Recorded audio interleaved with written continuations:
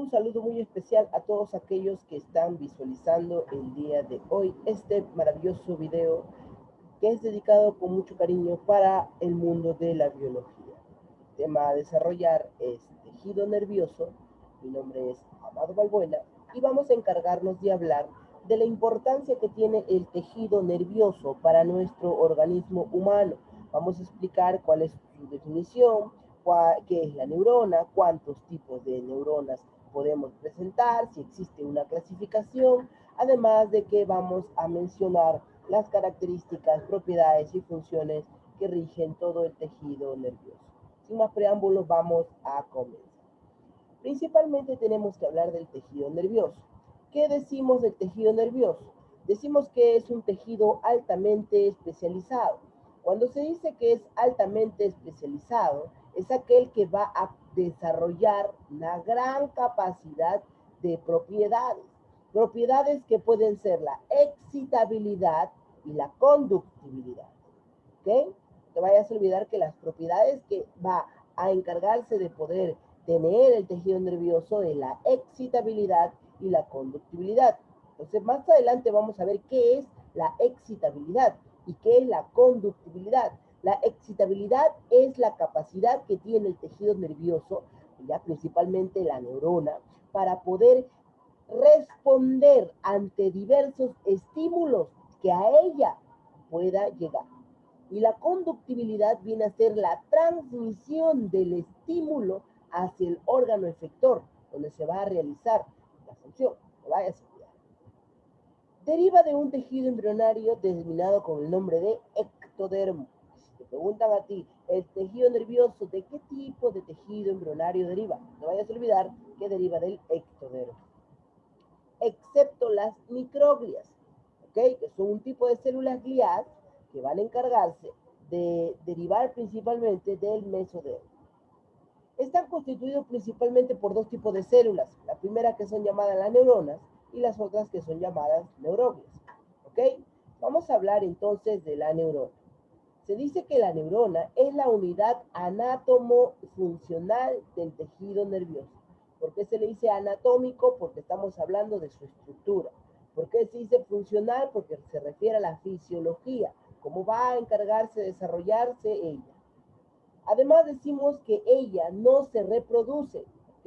No se reproduce. Cuando una neurona muere, perece, ya no vuelve a nacer otra en reemplazo de la que murió. Toda neurona no se reproduce, pero las actuales investigaciones que se han hecho en base a las neuronas mencionan que las personas se regenera su capacidad neuronal, es decir, las neuronas se regeneran, pero cada 7 años, ¿ok? Es una regeneración un poco tardía. Requiere gran aporte de dos moléculas, una que es el oxígeno y otra que es la glucosa. Y esto es gracias a su alta demanda y metabolismo. Es por ello que la neurona necesita una fuente de glucosa para su metabolismo. Las funciones de una neurona son las siguientes. Ella se encarga de poner al ser vivo con el contacto de su medio ambiente, de su entorno, de todo lo que lo rodea. Otra de las funciones es que se encarga de diseminar diferentes impulsos nerviosos por todo nuestro organismo. Otra de las funciones es aquella que permite dar una respuesta ante cualquier estímulo que ella capte. ¿Ok? Decimos que la neurona, ya habíamos dicho que tiene todas estas características y ahora vamos a hablar de sus propiedades. La primera propiedad es la excitabilidad, que es la capacidad de generar impulsos nerviosos como respuesta a cualquier estímulo que la neurona pueda recibir. Hablamos también de la conductibilidad, que viene a ser la capacidad que tiene la neurona de conducir los impulsos nerviosos que la excitación origine. Hablamos también de la transmisibilidad, que es la capacidad que tiene la neurona de transmitir el impulso nervioso a otra neurona y esta neurona pueda transmitirlo hacia el órgano donde se efectúa dicha función. Los componentes de una neurona son los siguientes. Tenemos al soma. El soma viene a ser también denominado con el nombre de cuerpo celular o pericarión. Tiene forma variada de acuerdo a la función y al lugar donde se ubique. Ellas pueden ser estrelladas, pueden ser esféricas, pueden ser periformes, pueden ser ovoides, ¿ok? Pero todas ellas van a tener un núcleo de gran tamaño. Dentro de lo que viene a ser su masa coloidal denominada con el nombre de citoplasma, vamos a encontrar abundantes organelas. Entre ellas abundan los lisosomas, tienen muy desarrollados sus aparatos de Golgi, tienen retículo endoplasmático rugoso que les permite conferirles ribosomas y también tiene mitocondrias. ¿Ok? Hablemos del soma. Se dice que posee solo un centriolo, ¿ok? Por lo que se cree que es una estructura vestigial. Está conformando a la sustancia gris que constituye el sistema nervioso central. Ahí hablamos de cerebro, cerebelo, tronco encefálico, médula espinal, y también está en los ganglios nerviosos, que van a constituir el sistema nervioso periférico. Además, vamos a ver una estructura a base de una imagen que me puede detallar cómo es la estructura del soma. Estamos viendo la cabeza de la neurona que contiene el citoplasma. Dentro del citoplasma existen inclusiones citoplasmáticas como el aparato de Golgi que permite la secreción celular, el mitocondria que permite la respiración celular, la lisosoma que permite la digestión intracelular, el núcleo que es el centro regulador de las funciones fisiológicas de esta neurona, ¿ok? Y vamos a continuar. Otra de las cosas que tenemos que hablar es acerca de las prolongaciones. Se dice que estas prolongaciones las vamos a encontrar en las dendritas. ¿Qué son las dendritas? Son los bracitos que van a salir del cuerpo llamado cabeza o soma o pericarión. Son cortas, pero ramificadas. Tienen conducción centrípeta. ¿Okay? ¿Qué significa que sea la conducción centrípeta? Centrípeta significa que se van a encargar principalmente de viajar desde la porción afuera hacia adentro. No te vayas a olvidar, ¿ok? La fuerza proviene desde afuera hacia adentro. Y eso puede explicar cómo cuando nosotros nos recibimos una gran cantidad de estímulos, estos estímulos van a venir desde el medio exterior, de afuera, hacia nuestro cuerpo, que es hacia adentro. ¿Ok? Es decir, son aferentes. En conjunto, las dendritas forman la sustancia gris. El axón viene a ser el cuerpo de la neurona. Es única, puede ser constante, es delgada y de conducción centrífuga. Es decir, el axón se va a encargar de ir desde adentro hacia afuera. Es decir, eferente.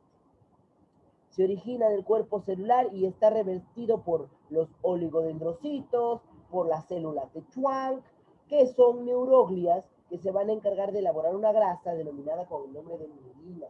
La mielina es muy importante porque permite que incremente la velocidad del impulso nervioso. Presentan al final una terminación ramificada a la que nosotros denominamos con el nombre de tele o telodendrón. ¿Ok? Ahí está ubicado principalmente el telodendrón.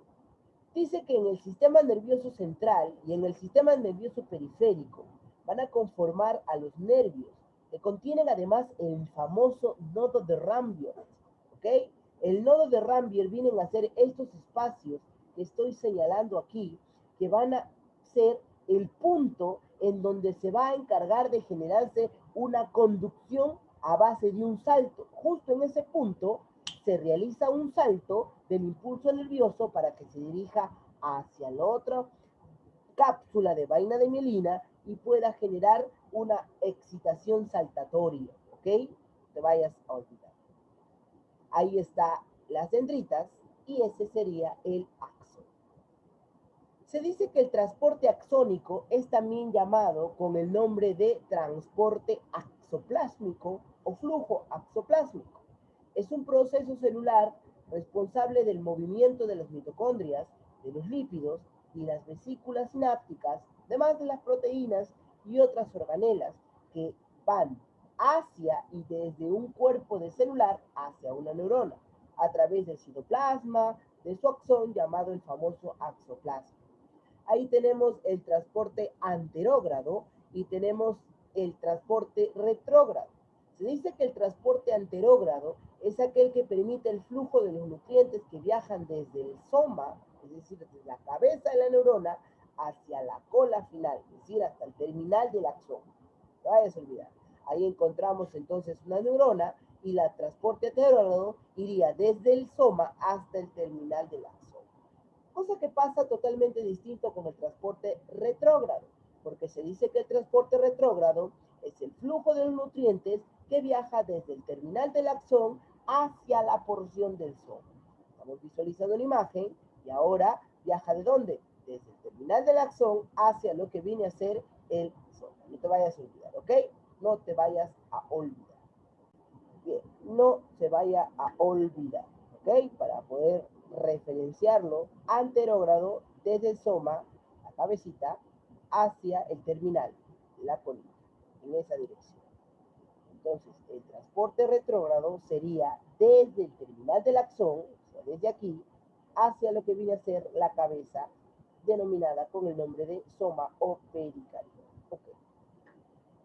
Se dice que la generación se va a encargar de denominarse bajo dos subfases. La despolarización de la neurona, que permite ser la entrada del sodio, ¿ok? Aquí estamos visualizando una neurona y estamos viendo que están ingresando principalmente a este lugar donde se está efectuando el equilibrio de cargas, denominado con el nombre de potencial de acción. Y esta es la zona en donde viaja por la neurona el impulso nervioso generando la entrada del sodio.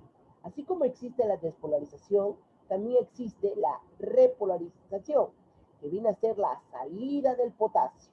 Aquí estamos viendo una imagen que representa la zona de repolarización, en donde se está observando que ni bien ingresa el sodio, el potasio tiene que salir para que pueda mantener un equilibrio de cargas. No te vayas a olvidar, ¿ok? Entonces, hablemos de la conducción. La conducción es el proceso en donde se va a generar y donde se va a conducir el impulso nervioso de naturaleza eléctrica. Estamos visualizando tres imágenes. En estas tres imágenes estamos viendo que el impulso nervioso se va a encargar de transportarse por el axón de la neurona. Esto va a ser visto cuando se genere un equilibrio de cargas. ¿Y cuándo se dice que hay un equilibrio de cargas? Cuando ingresa el sodio. Si ingresa el sodio, entonces el potasio tiene que salir. Solamente así habrá un equilibrio, ¿ok? Entonces ya ha pasado ello. Esta porción que tú acabas de ver es aquella zona que ya está controlada. Pero la zona que estás viendo ahora que está marcada de color naranja es aquella que está recibiendo el impulso nervioso. Entonces, cuando el impulso nervioso se transporte al axón de la neurona o por el axón de la neurona, cada vez que el sodio quiere ingresar, el potasio se va a encargar de salir, ¿ok? Luego de que tú estás viendo que hay un equilibrio de cargas y estás viendo que el impulso nervioso se sigue transportando por el axón de la neurona, cada vez que el sodio quiere ingresar, el potasio tiene que salir. No te vayas a olvidar, ¿ok? Ahora, quiero que por favor vean la transmisión. Para poder entender la transmisión, primero tenemos que saber que los procesos anteriores, como la conducción y la generación, eran a base de naturaleza eléctrica, ¿ok? Aquí ya se refiere a una transmisión de, ¿qué cosa? De naturaleza química, ¿ok? Quiero que por favor veas esta imagen y quiero que por favor te encargues de visualizar los cuadros que están de colores. Estos cuadros que están de colores van a representar el lugar donde hay la unión del botón sináptico con las dendritas. ¿Y qué cosa es lo que van a encargarse de transportar? El impulso nervioso.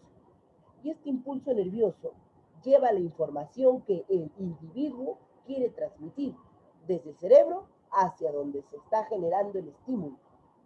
Entonces, ¿cómo se llama eso? A eso se llama sinapsis neuronal. Hoy vamos a hablar acerca de la sinapsis neuronal. Existen diversas definiciones para referirse a la sinapsis neuronal. Yo le puedo decir que la sinapsis neuronal es el proceso biológico mediante el cual se transmite el impulso nervioso desde una neurona hacia otra neurona o hacia un órgano efector. O también puedo decir que es la comunicación funcional que existe entre las neuronas, que permite que se transmita el impulso nervioso, llevando a cabo la utilización de neurotransmisores. Esa es una imagen que explica cómo el impulso nervioso llega a través de las dendritas, es transportado a todo el cuerpo celular, es decir, soma, y luego se va a encargar de transportarlo por todo el axón, generando una conducción saltatoria gracias a los nodos de Rambier. Y ella va a tener un aumento de la velocidad del impulso nervioso porque dentro de la vaina de mielina está la mielina, que es la grasa que permite que ella pueda tener una velocidad así, hasta que llegue por todo el axón a los botones sinápticos y genere la transmisión del impulso nervioso gracias a las vesículas sinápticas que transportan los neurotransmisores, que ellos, los neurotransmisores, van a tener la información que se transporta a la otra neurona para que siga cumpliendo el proceso de la comunicación, también denominado con el nombre de sinapsis neuronal. ¿Ok? Hay que recordar que los neurotransmisores más importantes son acetilcolina, adrenalina, dopamina, serotonina, melatonina, glicina.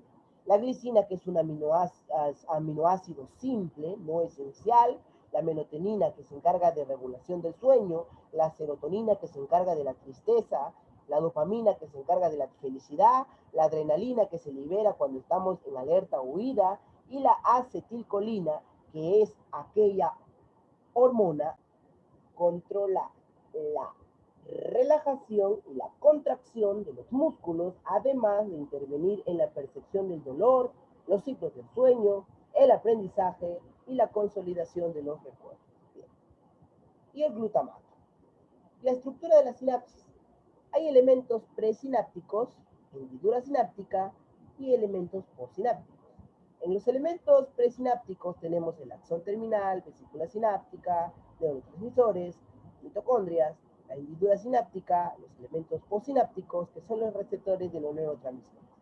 Vamos a ver cómo ocurre la sinapsis, ¿te parece? A través de esta lámina. Primero tenemos que entender que se van a crear neurotransmisores en la cabeza de la neurona que van a permitir la llegada del impulso nervioso. Pero para que se pueda llegar el impulso nervioso hacia esta neurona, tiene que transportarse bajo la forma de neurotransmisores. Los neurotransmisores, que son estas bolitas, van a contener el impulso nervioso. Y este que está aquí va a ser como almacenamiento en estos neurotransmisores. Hay que tener en cuenta que cuando llega el potencial de acción, se causa la entrada de iones. Así como ingresa el impulso nervioso, así también va a ingresar el calcio. Entonces, cuando ingresa el calcio a lo que viene a ser el botón de lo que viene a ser la neurona, estamos hablando ya principalmente de una liberación de iones. Estos iones van a encargarse de estar a nivel de la neurona presináptica, antes de la sinapsis, ¿ok? Cuando ellas llegan a esta hendidura que está aquí, a este hueco, ellas se van a encargar de liberar principalmente los neurotransmisores que estaban dentro de las vesículas. Y estas se van a propagar, aumentando la concentración de calcio intercelular. Y esto hace que las uniones de las vesículas liberen los neurotransmisores y los neurotransmisores salgan así dispersos. Algunos neurotransmisores van a encargarse de ingresar a esta neurona postsináptica. Otras se van a encargar de ¿qué? Otras se van a encargar de recuperarse por los neurotransmisores y van a volver ¿hacia dónde? Van a volver hacia la neurona. No te vayas a olvidar que así se encarga de desarrollarse la sinapsis. ¿Ok? Ahí estamos observando una imagen que representa principalmente las partes que va a tener una neurona. ¿Ok? Bien. ¿Qué más? Vamos a tener las neuronas, en pocas palabras. ¿Qué cosa es?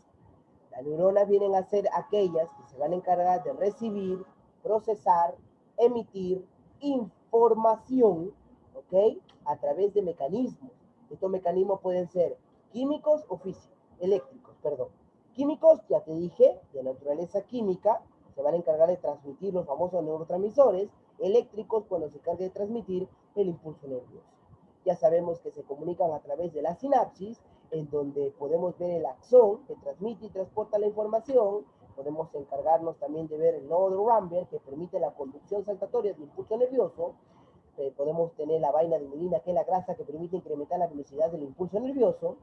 Tenemos también las células de Schwann, que se encargan de ser creadas en honor al médico Theodor Schwann, uno de los máximos representantes de la teoría celular del siglo XIX. Y también nosotros tenemos al botón sináptico, que se encarga de hacer la sinapsis, ¿ya? O participar en la sinapsis. Tenemos la dendrita y el soma, que se encargan de también acordarse muy bien que el soma se llama pericarión y que se encarga de recoger la información. Ahora vamos a encargarnos de hablar de la clasificación de las neuronas. Se pueden clasificar a las neuronas en dos grupos, de acuerdo al punto de vista estructural y de acuerdo al punto de vista funcional. No te vayas a olvidar, estructural y funcional. Hablar de estructural es hablar de multipolar, bipolar y unipolar. ¿Qué significa multipolar? Es aquel que posee varias dendritas en un solo axón. Es la más abundante, se dice que más del 99% de las neuronas la poseen. Y esta es la representación estructural de cómo podemos visualizar a las neuronas multipolares. Tenemos a las bipolares, que son aquellas que van a poseer una dendrita y un axón. Hay que tener en cuenta que ellas son escasas, pero las encontramos en las células nerviosas de la retina, nuestra vista, nuestro oído interno o de nuestra porción olfatoria de la mucosa nasal. Estamos visualizando una imagen de una neurona bipolar. En el caso de unipolar, son también llamadas pseudo-unipolares, que están formadas por una sola prolongación cortita que se va a extender desde el cuerpo celular y luego se divide en una rama central que hace a veces de axón y que a veces hace de porción periférica, que también puede funcionar como una dendrita. Lo vamos a ver en las ganglios de las raíces posteriores, también llamadas sensoriales, de los nervios raquídeos. ¿Okay? De acuerdo a su punto de vista funcional, podemos ver a las sensitivas, también llamadas neuronas aferentes o neuronas sensitivas. Son aquellas que conducen el impulso nervioso hacia los órganos receptores desde el sistema nervioso central. Las motoras, o también llamadas neuronas eferentes, son aquellas que transmiten el impulso nervioso de respuesta desde los centros nerviosos hacia el músculo o hacia la glándula. Y las neuronas de asociación son aquellas que comunican las dos neuronas, las sensitivas o aferentes con las motoras o eferentes. No te vayas a olvidar. Estas se encuentran en el encéfalo y la médula espinal. Vamos a explicar esta imagen y va a ser muy sencillo que tú lo puedas entender. Estás observando un dedo que está recibiendo el pincazón, o sea, ya, que está siendo hincado por una aguja. Cuando el dedo es hincado por una aguja, entonces automáticamente se genera una recepción de sensorial en la piel, en donde se va a encargar de captar ¿qué cosa? Se va a encargarse de ser captado gracias a la neurona sensitiva, ¿qué cosa? A través de este órgano receptor, la famosa sensación. Es decir, la neurona sensitiva es aquella que te permite, gracias a los receptores que están en nuestra piel, poder captar esa sensación. ¿Ok? Y esa sensación se va a encargar de transportarse a través de esa neurona sensitiva. Y esa neurona sensitiva se va a encargar de hacer que viaje por toda la vía aferente, que es la raíz que permite el transporte de la sensación. Y esa sensación va a encargarse de llegar a otra neurona. Esa neurona va a encargarse de comunicarse con otra, y esa neurona es la famosa neurona motora. Esa neurona, como está unida con la neurona sensitiva, cuando la neurona sensitiva se une con la neurona motora, a esto se le llama una neurona de asociación. Esta neurona de asociación es aquella que se va a encargar de unir a la neurona motora con la neurona sensitiva. Esta neurona motora, ahora que ha recibido la sensación, va a generar una respuesta, y la respuesta va a viajar por la neurona motora. Y al momento que llega a lo que viene a ser esta porción a transportarse, lo va a hacer a través de la vía eferente o a través de la raíz motora. Y esta, al transportarse, se va a encargar de viajar hacia el dedo. Y el dedo va a recibir la respuesta. Si el dedito fue hincado por una aguja, entonces mi cuerpo va a hacer que rápidamente saque el dedo de esa área que le produce el dolor. Es decir, el músculo va a encargarse de ser el órgano efector, donde se efectúa la respuesta en base al impulso nervioso, que fue la sensación que va a encargarse de explicar esta imagen. Y esto lo expresamos bajo la forma de el dolor. Así se transporta el impulso nervioso desde una neurona sensitiva hacia una neurona de asociación y de una neurona de asociación que se encarga de ser la que se une con la motora para poder transmitir el impulso nervioso. ¿Ok? No te vayas a olvidar un dato muy importante, que cuando la neurona sensitiva con la motora se unen, a ella se le va a conocer con el nombre de el ganglio. ¿Ok? El ganglio. Muy bien, no te vayas a olvidar. Las neuroglias. Hablemos de las neuroglias. Se dice que son células cuya función son las siguientes. Se encargan de proteger, se encargan de reparar y se encargan de sostener a las neuronas. Tenemos distintos tipos de neuroglias. Tenemos aquellas que son consideradas con el nombre de macroglias y aquellas que son denominadas con el nombre de microglias. ¿Ya? Hablemos entonces de las características más importantes. Hablemos de qué características tienen las neuroglias. Son las células más numerosas, que van a estar principalmente por cada neurona aproximadamente 10 neuroglias. ¿Ok? Mira la cantidad de neuroglias que existen. ¿Ya? Se puede reproducir, es decir, pueden realizar mitosis. No generan ni transmiten lo que nosotros conocemos con el nombre de impulso nervioso. ¿Ok? Bien. Vamos a hablar entonces de las macroglias. Primero de las macroglias y luego de las microglias. Las macroglias tenemos ahí el astrocito. ¿Qué podemos decir del astrocito? Es una célula muy grande, la más grande que existen entre las neuroglias. Forma que tiene es estrellada. Tienen abundantes ramificaciones a lo que nosotros conocemos con el nombre de pie chupadores. Estos pies chupadores le dan la potestad de poder nutrir a la neurona. Por eso, si te preguntan a ti, el astrocito, cuál es su importancia, se encargan de nutrir a la neurona. ¿Ok? Forman lo que nosotros conocemos con el nombre de la barrera hematoencefálica. Y es la barrera hematoencefálica una pequeña protección que tiene el cerebro contra diversas sustancias como las bacterias, los virus y algunos fármacos que puedan generar sustancias tóxicas y estas ingresen a la circulación general. Ahí estamos observando una imagen de un astrocito y vamos a presentar al astrocito, vamos a presentar también el vaso sanguíneo, ¿ok? Y estos vasos sanguíneos van a tener los famosos pies chupadores. Y estos pies chupadores son los que van a encargarse de permitir la nutrición de la neurona. La barrera hematoencefálica, entonces te había dicho que era la encargada de proteger al cerebro contra bacterias, fármacos, sustancias tóxicas que se entren a la circulación. Ok, estamos viendo una imagen que tiene distintos tipos de astrocitos. Un astrocito protoplásmico que tiene más dendritas y pocos pies chupadores, y un astrocito fibroso que tiene bastantes alargados sus pies chupadores y sus dendritas son más elásticas. ¿Ok? Bien. Hablemos de los oligodendrocitos. Se dice que los oligodendrocitos son unas células pequeñas que van a sostener a las neuronas y van a formar la vaina de mielina que constituye el sistema nervioso central. ¿Ok? Ella se va a encargar de encontrarse en la sustancia blanca como en la sustancia gris. Ahí estamos observando la imagen de un oligodendrocito. Estamos observando los nódulos de Ramberg, que son aquellos que permiten la conducción saltatoria del impulso nervioso. Estamos observando la vaina de mielina que permite el incremento del impulso nervioso. Y estamos hablando del axón que permite el transporte de lo que viene a ser el cuerpo de la neurona. Las células de Schwann, que son llamadas neuromielocitos, que son aquellas que van a estar formadas por la vaina de mielina y de las fibras nerviosas, pero a nivel del sistema nervioso periférico, no te vayas a olvidar, ¿ok? Ellas tienen un rol fundamental guiando y controlando de forma adecuada el crecimiento del axón.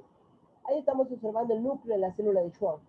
Ahí el citoplasma. Y allí la vaina de mielina y por dentro, la porción amarilla, el axón. Hablemos entonces ahora de las microglias. Son pequeñas, diminutas, de aspecto espinoso. Derivan del mesodermo, a partir de los monocitos de la sangre. Lo más importante que tienes que acordarte que las neuroglias, esas que están esculpiendo ahí, son aquellas que se van a engullir, eliminar microglios y desechos cerebrales. Suelen emigrar al lugar donde ha habido una lesión nerviosa y desempeñan la función de macrófago, es decir, protegen, defienden a la neurona. Hay que tener en cuenta la imagen de una microglia para conocerlo desde el punto de vista anatómico. Excelente. Estamos observando las células ependimarias, que son también denominadas con el nombre de ependimocitos. Ellas se van a encontrar revistiendo, recubriendo, tapizando las partes internas del ventrículo cerebral y el canal ependimario de la médula espinal. Ellas van a estar en contacto íntimamente, ¿ya?, con el líquido cefalorraquídeo. No te vayas a olvidar. Para datos informativos, quiero que por favor observen los distintos tipos de imágenes. El número 1 es aquella que es denominada con el nombre de neurona. El número 2 es el botón sináptico. El número 3 es el glóbulo rojo, eritrocito, normocito, rubrocito, acariocito, que está en el capilar sanguíneo. El número 4, que viene a ser la microglia, aquella que permite la defensa de la neurona. Número 5, que viene a ser el astrocito, que permite la nutrición a la neurona. Y número 6, que viene a ser el oligodendrocito, que es aquel responsable de formar la vaina de mielina a nivel del sistema nervioso central. Y tenemos allí la vaina de mielina, que es la grasa indispensable que va a encargarse de transportar el impulso nervioso al sistema nervioso central y periférico respectivamente. Bien, esto ha sido todo en el tejido nervioso. Muchísimas gracias por haberme colaborado hasta aquí. No te olvides que puedes suscribirte a mi canal de YouTube, dale me gusta, compártelo con tu comunidad estudiantil para que así más personas lo puedan visualizar y conmigo será hasta una eventual oportunidad. El día de hoy hemos hecho el tejido nervioso, espero que sea de vital importancia para tu desarrollo y aprendizaje y nos vemos hasta una eventual oportunidad.